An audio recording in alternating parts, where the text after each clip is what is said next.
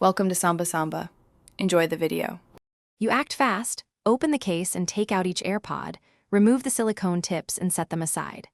Once done, gently shake each bud to move water out, then blot with a lint-free cloth. Do not power on, do not plug in, and do not press buttons. Those actions force current through wet internals and cause shorting.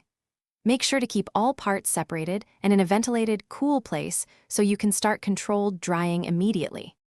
Next, you create a controlled drying environment. Get a rigid, sealable container and line it with a paper towel.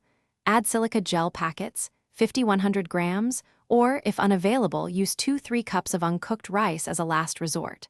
Once done, place the AirPods case open and silicone tips spaced apart inside, then seal the container.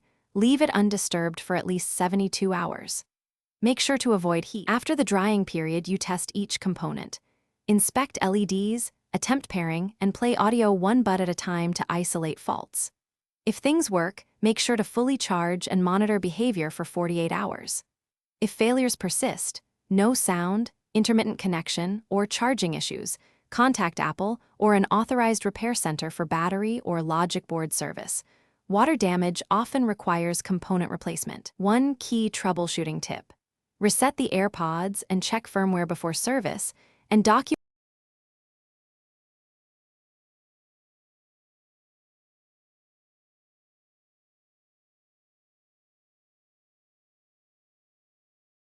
Thanks for watching.